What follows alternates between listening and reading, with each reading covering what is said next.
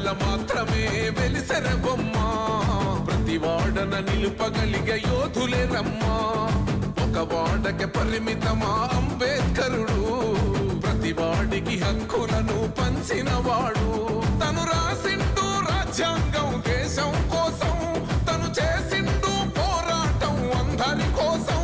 తను రాసిండు రాజ్యాంగం దేశం కోసం తను చేసిండు పోరాటం అందరి కోసం చీకటిని తరిమేసి వెలుగైనాడు జై భీమ్ జనగుండె నినాదం అందరం ఒకటై గెలవాలి సమాజం జై భీమ్ ఒక యుద్ధ నినాదం అందరి కోసం గది పోరు ప్రవాహం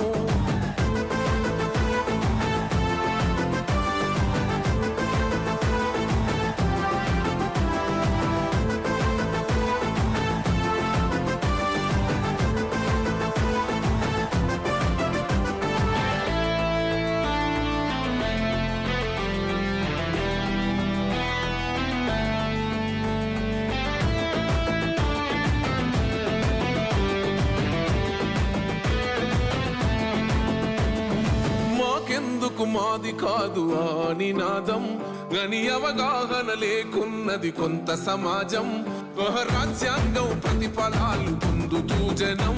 అది అంటేందని అడిగే అవివేకుల దేశం జీవితాన్ని దారపోసినాడు రమణకై అవమానాలను భవించి నిలిచెర బలమై భావితరాల బతుకులు మార్చుట కొరకై అణచబడిన వాళ్ళ కొరకు పుట్టెర వెలుగై నువ్వు చదువుతున్న ఈ చదువు ఆయన రాత నువ్వు చేసుకునే ఈ నౌకరి ఆయన రాతే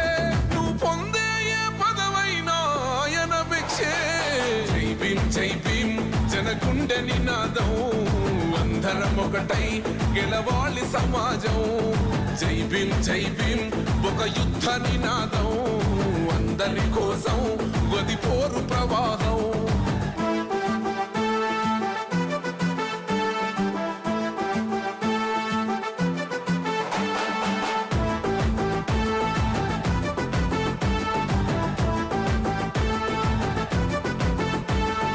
జ్ఞానం వర్ధిల్లాలని పిడికి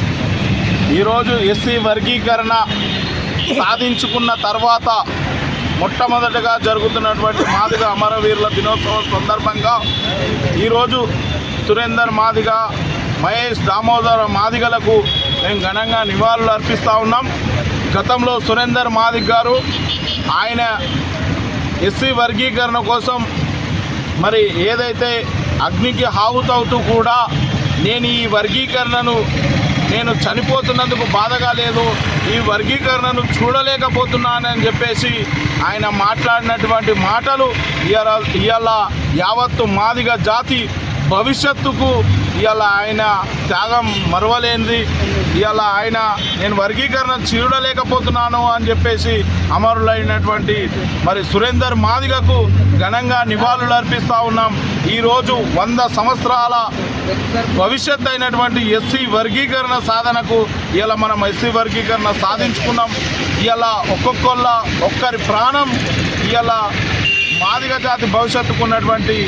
సందర్భంలో 1% కూడా మాదిగలు వదులుకునే పరిస్థితి లేదు.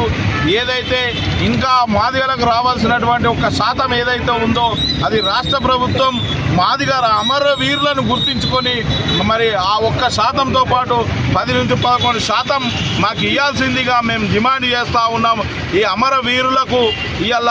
ఎస్సీ వర్గీకరణ సాధించుకున్నందుకు అమరవీరుల కుటుంబాలకు మేము ఇవాళ దాన్ని స్వాగతం చేస్తూ ఇలా ఇంకొక శాతాన్ని సాధించుకునేంత వరకు కూడా మాదిగలు వదిలిపెట్టరని చెప్పేసి సందర్భంగా తెలియజేస్తా ఉన్నాం. 1994లో ప్రకాశం జిల్లా వీధి 3 గ్రామం లోపల ప్రారంభమైనటువంటి మాదిగ హక్కుల దండోరా ఎంఆర్పిఎస్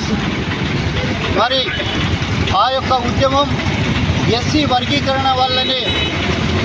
ఉమ్మడి రిజర్వేషన్ల వల్ల ఎస్సీలలోని ఉమ్మడి రిజర్వేషన్ల వల్ల మాదిగలు మాదిగ ఉపకులాలకు తీరని అన్యాయం కాలక్రమేణా 30 సంవత్సరాల సుదీర్ఘ పోరాటంలో మరి నిన్నగాక మొన్ననే ఈ రాష్ట్ర ప్రభుత్వం మరి అసెంబ్లీలో తీర్మానం చేసి మరి వర్గీకరణకు అనుకూలంగా రిపోర్టులు తీసుకొని అనేక కమిషన్ల ద్వారా మరి ఈరోజు ఒక స్థాయికి ఒక కొలిక్కి వచ్చిన సందర్భాన్ని గుర్తు చేసుకుంటూ మరి ఇప్పుడే నిన్ననే చూసాం అటు ఉత్తరప్రదేశ్లో బీజేపీ ముఖ్యమంత్రి గారు 1200 మంది పారిశుద్ధ కార్మికులతోటి సంక్షిప్త భోజనం అని చెప్పేసి అయ్యా మేము చెప్తా ఉన్నాం అటు కేంద్ర ప్రభుత్వం కానీ ఇటు రాష్ట్ర ప్రభుత్వం కానీ మీరు గతంలో కరోనా వచ్చినప్పుడు మోడీ గారు ఇదే పరిశుద్ధ కార్మికులకు కాళ్ళు గడిగి పూలు చల్లిండ్రు. గత ముఖ్యమంత్రి కేసీఆర్ గారు హెలికాప్టర్ల మీద పువ్వులు చల్లిండ్రు. మరి ఈరోజు ఏదైతే ఉత్తరప్రదేశ్ ముఖ్యమంత్రి గారు ఉన్నారో వారు మరి వారితో పరిశుద్ధ కార్మికులతో భోజనం అని చెప్పేశారు. మరి అదే కాదు, అవి మా దళితులకు ఇంచుమించు దళితులందరూ పారిశుద్ధ కార్మికులనే ఉంటారు కాబట్టి అవి మా కడుపు నింపై పారిశుద్ధ కార్మికులను వెంటనే పర్మనెంట్ చేసి ఈ యొక్క రుణాలను తీసుకోవాల్సిందిగా విజ్ఞప్తి చేస్తూ మరి ఏదైతే ఇప్పుడు అనుకుంటున్నామో ఎస్సీ వర్గీకరణ దాన్ని తక్షణమే ఇదే వారం లోపల మరి చట్టబద్ధత కల్పించాలని చెప్పేసి ఈ సందర్భంగా